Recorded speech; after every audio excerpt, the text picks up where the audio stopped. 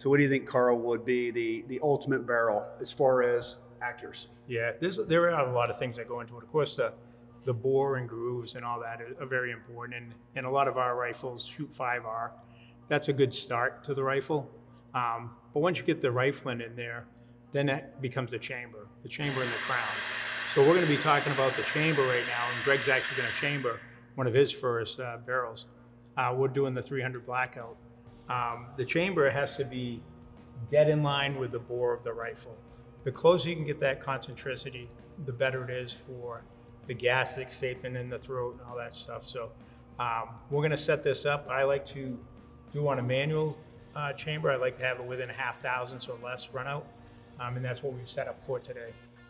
But there's a lot that actually goes into a chamber. So I mean, if we look at this print here, I mean, look at all the tolerances that have to be held. Now, most of these tolerances here, right, are all built into the chamber reamer, right? So you have to have obviously a good tool and die maker that can make the right tooling, but then you obviously have to know how to utilize the tooling.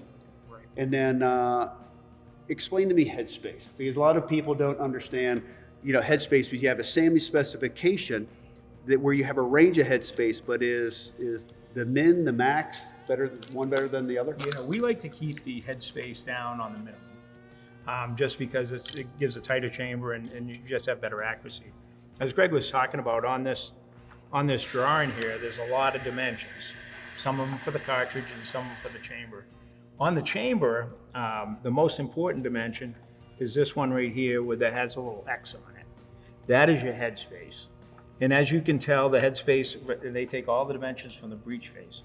So with the Encore, you have to take into account the dimension from the hinge pin to the breech face of the rifle. So the barrel actually could be a little bit short or whatever, as long as the headspace is proper.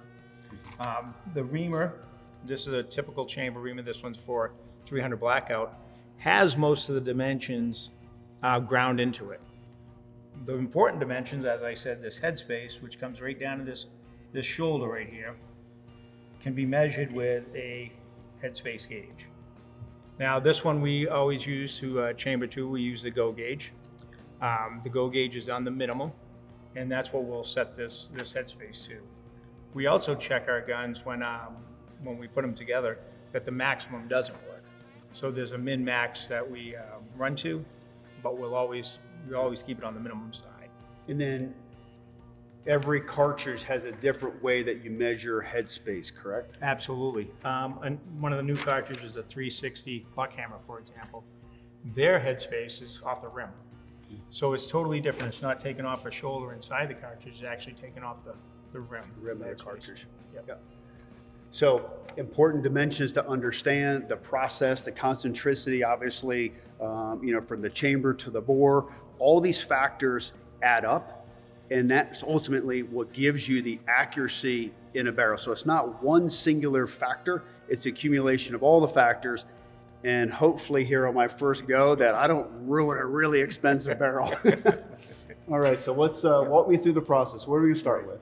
So we once we get the barrel into the chuck on the lathe, we'll actually, this chuck here is indexable, so you can actually, if you have a little run out, you can tighten this and move it so it's perfectly in alignment. So that's what we've done here. We've put in a bore pin that's right to the size of the bore, and then we'll indicate it in, and we like to run up within 1,000, so run out on our lathe. Once again, this is how we do typically R&D calibers, stuff we don't want to set up the production machines yet for, but it's an easy way to test our custom shop. Or custom shop, absolutely right. As we go further, we will do custom calibers, and you can do one-offs like this pretty easy. So it's a good way to do it. You just plunge it in, or do you walk it in? I mean, are you cutting a few chips at a time and then feeling it? Yeah, that's a very good question. So when you cut a chamber, the chips will pack into the reamer because we don't have through coolant like we would on a normal machine. So that's a very good point. You want to feed it in, back it out, blow off the chips, and keep going in. Once you get close to the depth, that's when you put your headspace gauge in, take a measurement. We'll probably set up an indicator on the front end so we can see exactly how much we're moving, because we don't want to go too deep on the part. All right. Let's go catch some chips. So we'll just put a little lubricant on the tool before we start. So what we want to do is we'll turn this on. You want to make sure you go in the low direction. And then just start dialing this in real slow. You'll feel it start to cut. Yeah, but right in here you'll want to slow down because you'll actually feel. Can you feel it yet? Not yet. But I should feel some resistance. Okay, Yeah. I got it. Yeah. So when you feel I that, can hear it too. yeah, and that's why we'll keep dumping a little oil on it every once in a while to make sure it stays. But when you get in so far, you feel that you want to back up and see what I it can is. see some of the chips coming into the flutes now. Yeah. Yep. Yep. Look at that piling up. Yep. It's amazing because I've only ever seen this really done in production. So now you'll want to back it out a little bit, Yeah. and you'll see why. You'll see the chips will be filling the whole flute there. Is it okay to spin it out? Yep. Backwards? Yep. I can go Come fast back. Yep. backwards. Okay. Then I'll just clean it off. You just bring it back in, and You go. Now, how far do I know how deep? well, on the regular, I mean, do you have an indicator on here? I should. not yet, but we will once we get closer. Because you want to dial it in, go slow though, because you don't want to break it or anything. Yeah. I'm good at breaking things now, Carl. Trust me. So what we'll do is once we start getting close, we'll start putting in that headspace gauge, and then you'll be able to see how far out you are, and that gives you a good indication of where to go. Got all those chips. Yeah, they can pack up pretty quick, and what you'll do is you'll have through the spindle coolant, so it pushes them It's out. pushing them out. Yeah. Right. So it's pushing the fluid up through the flutes. Right. So it cleans it out, so you don't have to worry as much about the. So chips if back. I'm a custom rifle builder, Mhm. this is a common way that they're making barrels. Absolutely, absolutely. Probably the best blackout barrel ever made in history being made right now. We'll clean it out, and if you a little bit further, I'll just show you. We'll back up the reamer a little bit further. And you stop there, and then we'll slide the whole tail saw back. And I'll just show you what it looks like to give you an idea of how far you got to go. I mean, it's just started to cut. So you'll put this in here, and you'll see it just started. Oh wow, I've got a long way to go. You got a long ways to go. Yep. But that's just a good indication. Once we get close, Then we'll set some indicators and stuff. and then literally it's I don't want to say trial and error. It's cut and check, cut and check. Cut and check, yes. Okay. Yep. Yep. So we'll turn it back on. The low side. So like right now the chips are forming. Like I can feel it, even though you can't see it in the flute yet.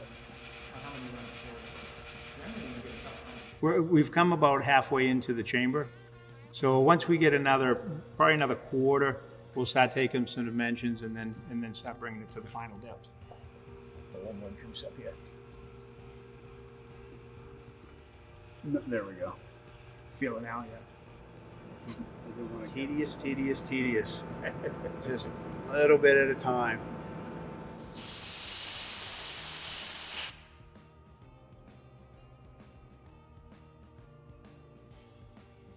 Nailed it.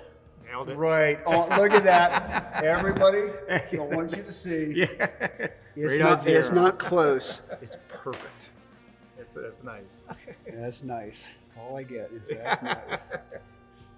All right, so from here, we're going to take the barrel. We have to go put the sight holes in. We have to put the fore-end holes in. And then tomorrow we're going to take it to the range and just show you how well I did chambering my first barrel. So we're here at the range today to shoot the 300 Blackout, the very first barrel that I have ever personally hand chambered.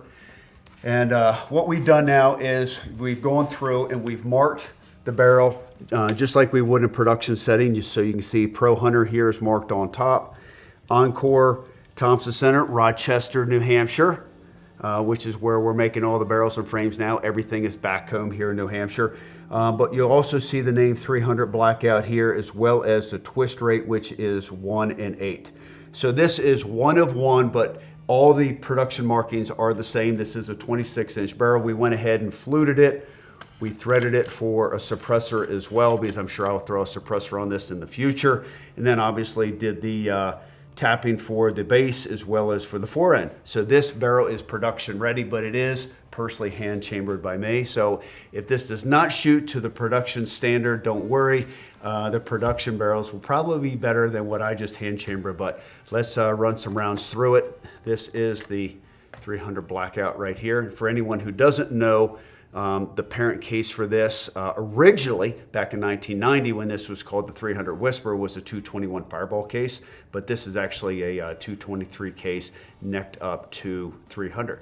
So let's throw a couple rounds into the chamber here and see how well I did chambering my first barrel.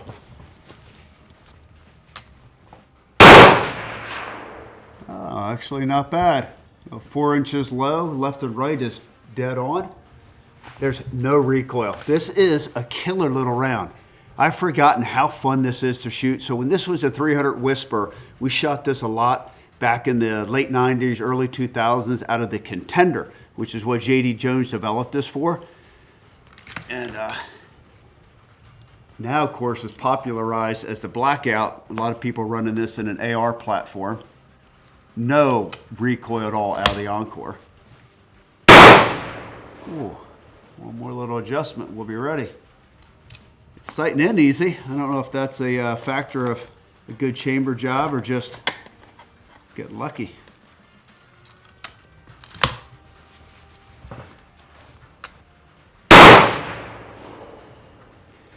You'd think I know what I'm doing. All right, now let's shoot a quick 3-shot group.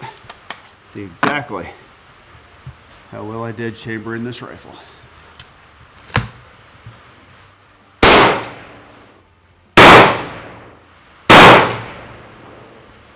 Absolutely perfect.